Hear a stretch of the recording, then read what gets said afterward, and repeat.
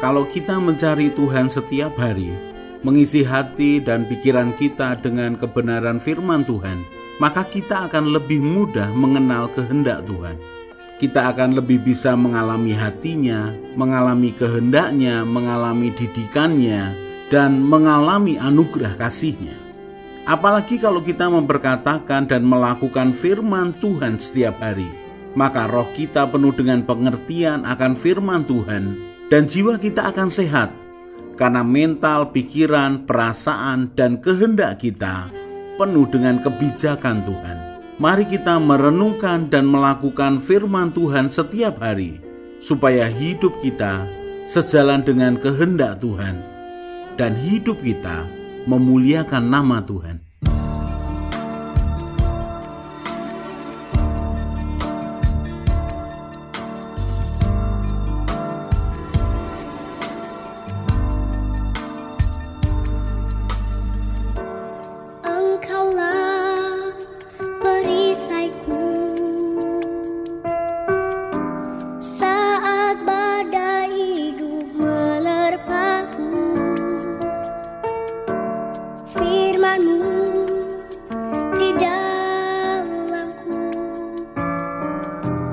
Pulihkan jiwaku, ku kan berdiri di tengah badai dengan kekuatan yang Kau berikan.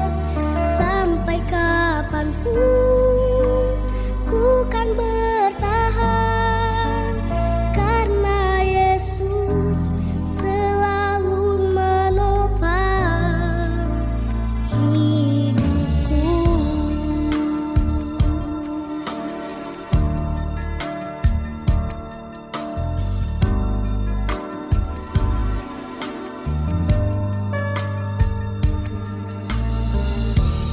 Engkaulah perisaiku saat badai hidup menerpaku. Firman-Mu di dalamku, pulihkan jiwaku, ku kan berdiri di tengah badai dengan kekuatan yang Kau berikan. Sampai kapanpun ku kan bertahan, karena Yesus selalu menopang hidupku.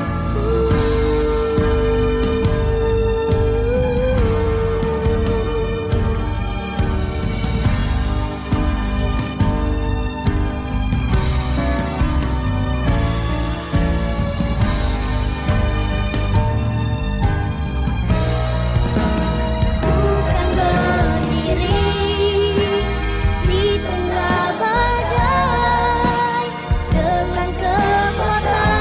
kekuatan yang Kau berikan.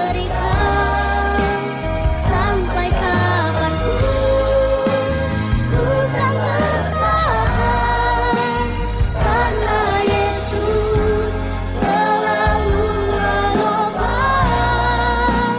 Ku kan berdiri di tengah badai dengan kekuatan yang Kau berikan.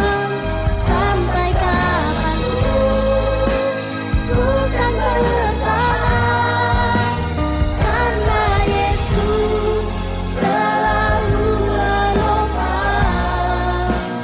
Karena Yesus selalu menopang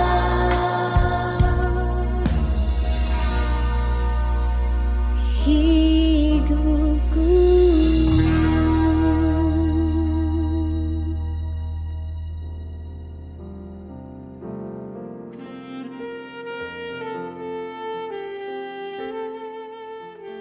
Lukas 13 ayat 23-24. Dan ada seorang yang berkata kepadanya, Tuhan, Sedikit sajakah orang yang diselamatkan? Jawab Yesus kepada orang-orang di situ, berjuanglah untuk masuk melalui pintu yang sesak itu, sebab aku berkata kepadamu, banyak orang akan berusaha untuk masuk, tetapi tidak akan dapat.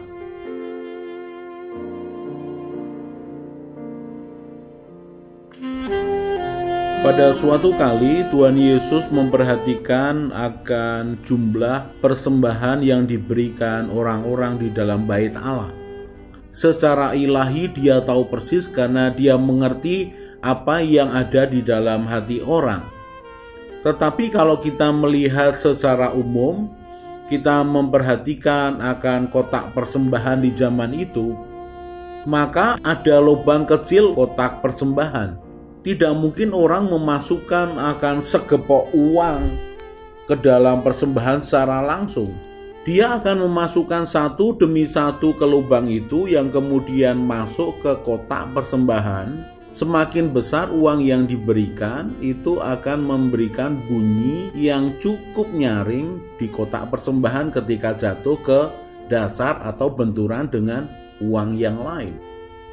Kita bisa membayangkan kalau orang membawa akan begitu banyak uang kemudian memasukkannya satu demi satu atau 2-3 keping dan terus menerus sekian banyak, maka orang lain akan melihat bahwa yang bersangkutan cukup lama memberikan persembahannya.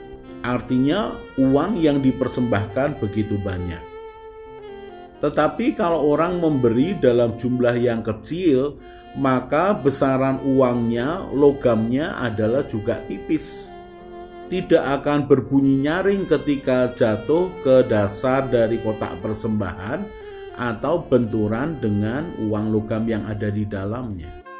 Kalau sampai Tuhan Yesus berkepentingan untuk melihat akan persembahan yang diberikan orang-orang di bait Allah, itu artinya ada pelajaran ilahi yang dia ingin ajarkan kepada murid-muridnya, kepada kita. Markus 12 ayat 41. Persembahan seorang janda miskin. Pada suatu kali Yesus duduk menghadapi peti persembahan dan memperhatikan bagaimana orang banyak memasukkan uang ke dalam peti itu. Banyak orang kaya memberi jumlah yang besar. Lalu datanglah seorang janda yang miskin dan ia memasukkan 2 peser, yaitu 1 duit. Ayat 43.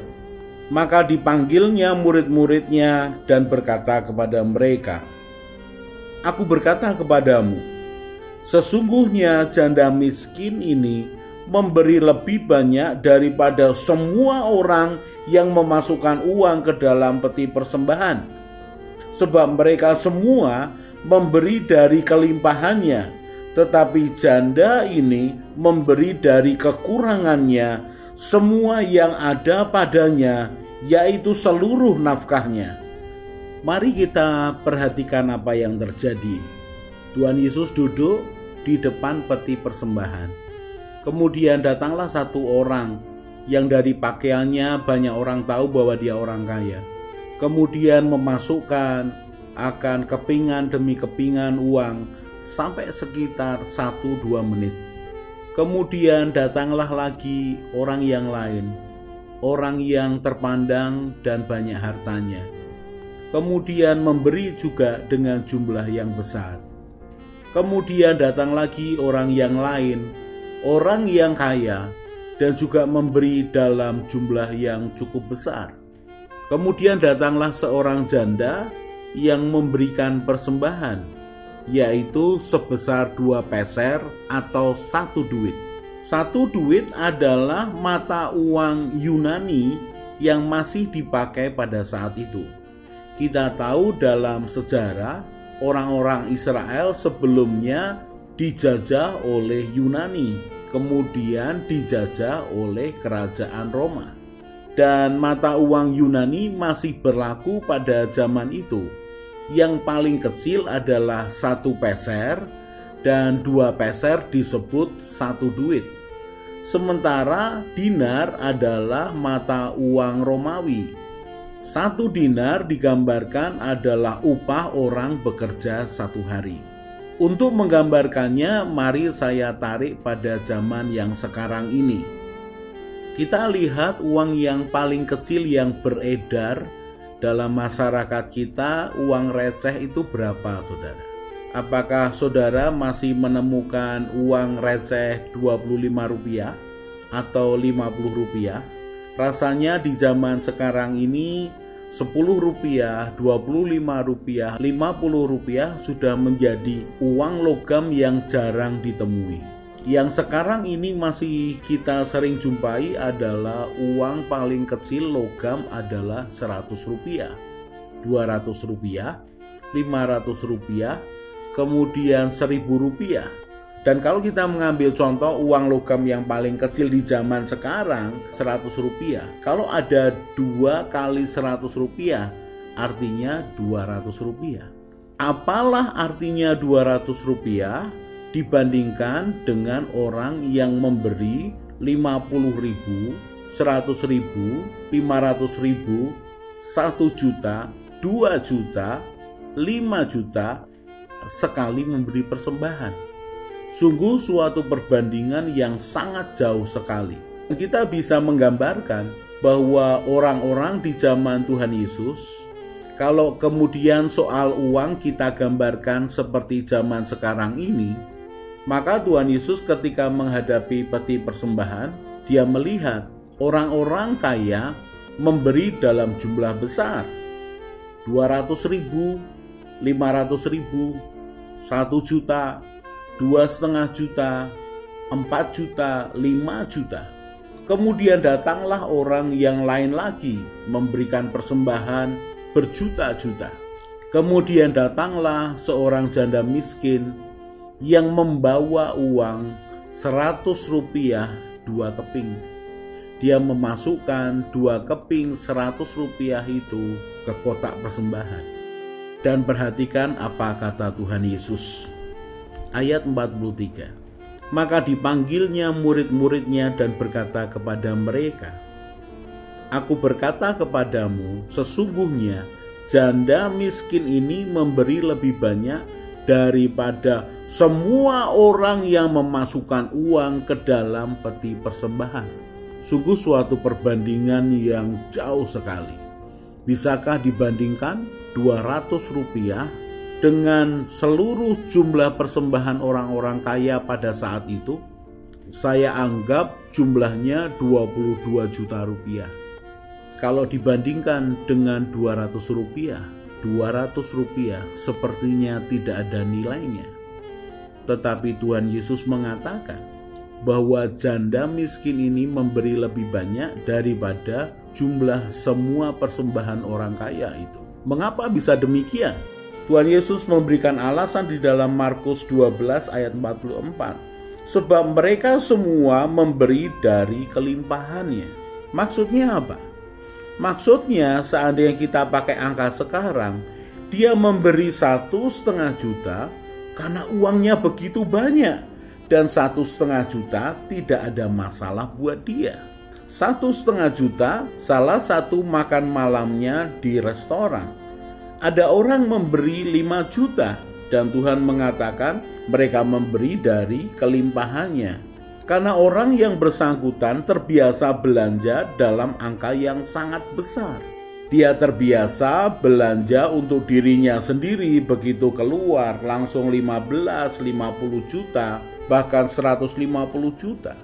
Memberi 5 juta ke kotak persembahan buat dia adalah tidak ada masalah sama sekali. Mereka memberi dari kelimpahannya. Tidak ada di dalam hatinya korban atau sesuatu yang menyakitkan ketika dia memberi. Apa itu sesuatu yang menyakitkan ketika memberi? Kalau seseorang punya uang 1,5 juta, kemudian sisa hidup yang dia butuhkan sampai dengan akhir bulan adalah 900.000, maka dia punya sisa 600.000. Kemudian dari 600.000 dia berikan 400.000 ke dalam persembahan.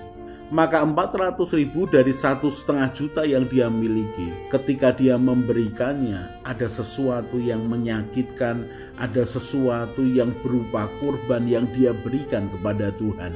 Jadi orang-orang kaya ini memberi uang begitu banyak, tetapi tidak ada pada titik korban. Mungkin mereka hanya memberi seperti ketika mereka jajan di luar, bukan sesuatu yang sampai menunjukkan akan korban kepada Tuhan. Tetapi janda miskin ini memberi satu-satunya yang dia miliki, yaitu seluruh nafkahnya. Maksudnya seluruh penghasilannya pada hari itu. Dia mungkin hidup dari gandum yang dia masih punya dari sisa-sisa kemarin. Dan pada saat dia ke bait Allah, maka seluruh yang dia punya, 2 peser itu, 1 duit itu, diberikan kepada Tuhan. Kita mungkin berpikir, kalau begitu dengan Tuhan jangan memberi banyak, karena Tuhan tidak menghargai kalau kita memberi banyak. Saudara, jangan salah mengerti. Tuhan ingin anak-anaknya memberi dengan segenap hati, dengan korban. Kalau dibandingkan dengan janda miskin ini, dia sungguh-sungguh berkorban karena itu adalah seluruh nafkahnya. Tetapi kalau orang-orang kaya ini, bisa jadi saudaraku, angkanya berbeda. Kalau kita pakai angka tadi 1,5 juta, dia tidak terasa apa-apa. Mestinya dia memberi sampai 7,5 juta, sehingga dia merasa bahwa itu berupa korban. Kalau orang memberi sekali persembahan 200.000, dia tidak merasa apa-apa, maka mungkin buat dia ukurannya adalah dia harusnya memberi dalam jumlah 1 juta, supaya dia tahu bahwa itu adalah korban persembahan dari hidupnya kepada Tuhan. Jadi bukan dilihat dari nilai uangnya, tetapi dilihat dari sikap hatinya, pengorbanannya, dan korban kehadapan Tuhan. Mari kita memberi persembahan kepada Tuhan dengan penuh cinta. Bukan memberi sedekah, bukan hanya seperti memberikan bantuan, tetapi memberikan korban persembahan. Tuhan melihat hati kita, dan Tuhan akan mengadakan perhitungan kepada kita. Mari memberi dengan segenap hati, dengan sukacita, dengan tulus hati.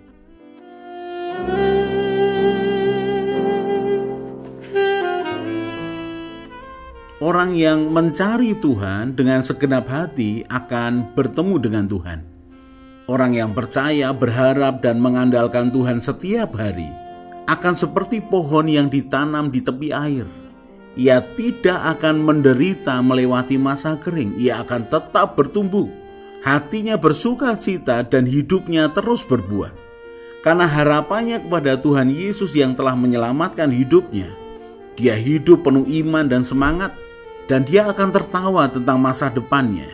Dia akan terus berjalan bersama Tuhan, semakin kuat, semakin semangat. Mari kita berdoa. Tuhan Yesus, terima kasih untuk kebenaran firman-Mu. Tuhan Yesus, berikanlah kerelaan dan kesetiaan yang sama ketika Engkau melaksanakan tugas-Mu di dunia, supaya aku juga rela dan setia melakukan kehendak Bapa. Tuhan Roh Kudus penolongku, ajari aku semakin mengenal Tuhan Yesus dan mengenal Bapa surgawiku, supaya hidupku sesuai dengan rencana-Mu ya Tuhan, dan memuliakan nama-Mu. Bahwa aku berjalan mengikuti jejak-Mu ya Tuhan Yesus, Gembalaku yang baik. Ajari aku berjalan bersama Tuhan senantiasa. Amin. Saya Yosea Kristiono, Gembala Jemaat JKI Injil Keselamatan Semarang. Tetap percaya, tetap semangat. God bless.